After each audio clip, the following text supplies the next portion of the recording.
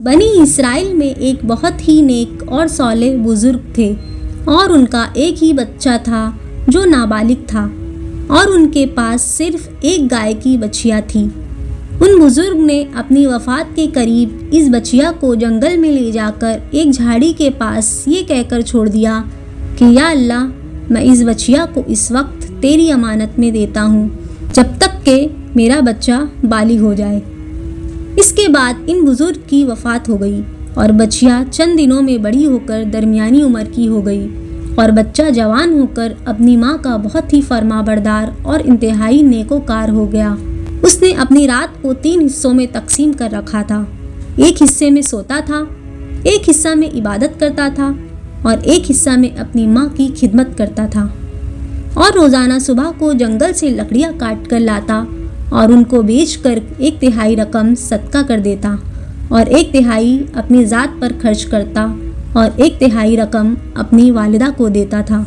ایک دن لڑکے کی ماں نے کہا کہ میرے پیارے بیٹے، تمہارے باپ نے میراث میں ایک بچیا چھوڑی تھی جس کو انہوں نے فلاں جھاڑی کے پاس جنگل میں خدا کی امانت میں سونپ دیا تھا۔ اب تم اس جھاڑی کے پاس جا کر یوں دعا مانگو کہ اے حضرت ابراہیم، حضرت اسماعیل اور حضرت اسحاق علیہ السلام کے خدا، تو میرے باپ کی سونپی ہوئی امانت مجھے واپس دے دے۔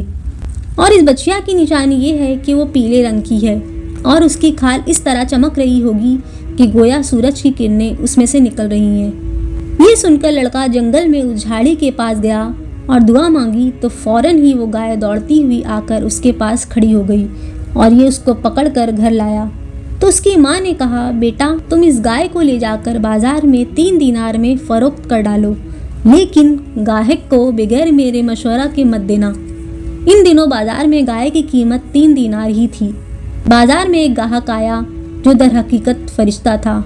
اس نے کہا، میں گائے کی قیمت 3 دینار سے زیادہ دوں گا، مگر تم ماں سے مشورہ کیے بغیر گائے میرے ہاتھ بیچ ڈالو۔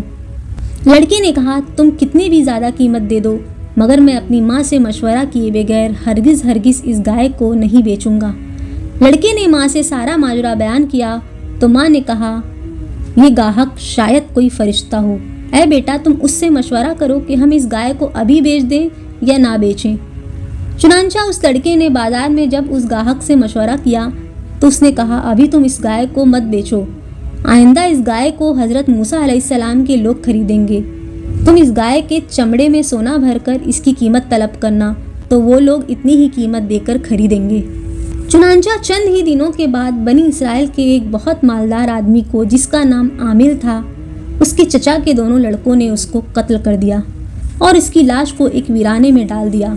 صبح کو قاتل کی تلاش شروع ہوئی، مگر جب کوئی سراغ نہ ملا تو کچھ لوگ حضرت موسیٰ علیہ السلام کی خدمت میں حاضر ہوئے اور قاتل کا پتہ پوچھا تو آپ نے فرمایا، تم لوگ ایک گائے ذبح کرو اور اس کی زبان یا دم کی ہڈی سے لاش کو مارو تو وہ زندہ ہو کر خود ہی اپنے قاتل کا نام بتا دے گی۔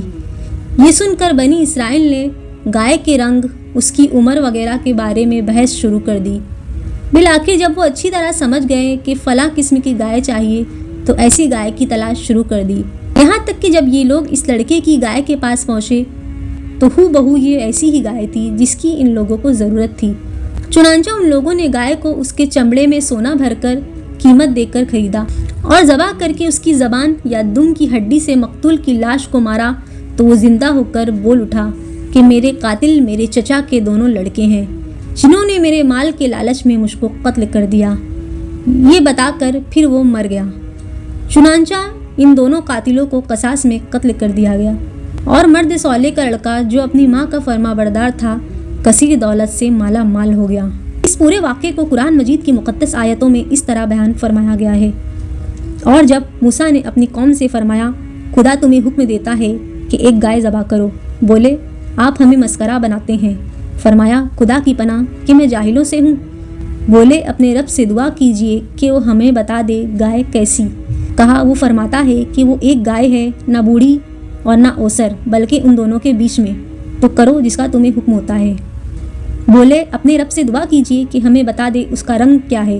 کہا، وہ فرماتا ہے کہ وہ ایک پیلی گائے ہے جس کی رنگت ڈرڈہاتی دیکھنے والوں کو خوشی دیتی۔ بولے اپنے رب سے دعا کیجیے کہ ہمارے لیے صاف بیان کر دے کہ وہ گائے کیسی ہے۔ بے شک گایوں میں ہم کو شبہ پڑ گیا اور اللہ چاہے تو ہم راہ پا جائیں گے۔ کہا وہ فرماتا ہے کہ وہ ایک گائے ہے جس سے خدمت نہیں لی جاتی کہ زمین جوتے اور نہ کھیتی کو پانی دے، بے عیب ہے جس میں کوئی داغ نہیں۔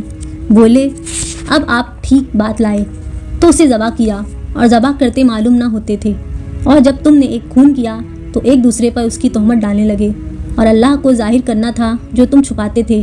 تو ہم نے فرمایا اس مقتول کو اس گائے کا ایک ٹکڑا مارو، اللہ یوں ہی مردے جلائے گا اور تمہیں اپنی نشانیاں دکھاتا ہے کہ کہیں تمہیں عقل ہو۔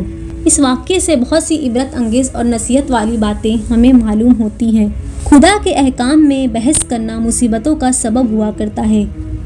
بنی اسرائیل کو ایک گائے ذبح کرنے کا حکم ہوا تھا، وہ کوئی سی بھی ایک گائے ذبح کر دیتے تو فرض ادا ہو جاتا، مگر ان لوگوں نے جب بحث اور کوریت شروع کر دی کہ کیسی گائے ہو، کیسا رنگ ہو، کتنی عمر ہو، تو مصیبت میں پڑ گئے۔ انہیں ایک ایسی گائے ذبح کرنی پڑ گئی جو بالکل نایاب اور قیمتی تھی۔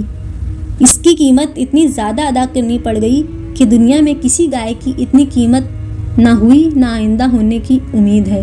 اس واقعے سے ہمیں یہ بھی سبق ملتا ہے کہ جو اپنا مال اللہ تعالیٰ کی امانت میں سونپ دے، اللہ تعالیٰ اس کی حفاظت فرماتا ہے اور اس میں بے حساب برکت عطا فرماتا ہے، اور جو اپنے اہل و عیال کو اللہ تعالیٰ کے سپرد فرما دے، اللہ تعالیٰ اس کے اہل و عیال کی ایسی پرورش فرماتا ہے جس کو کوئی سوچ بھی نہیں سکتا۔ اس واقعے سے یہ بھی معلوم ہوا کہ قربانی کا جانور جس قدر بھی زیادہ بے عیب اور خوبصورت اور قیمتی ہو، اسی قدر زیادہ بہتر ہے۔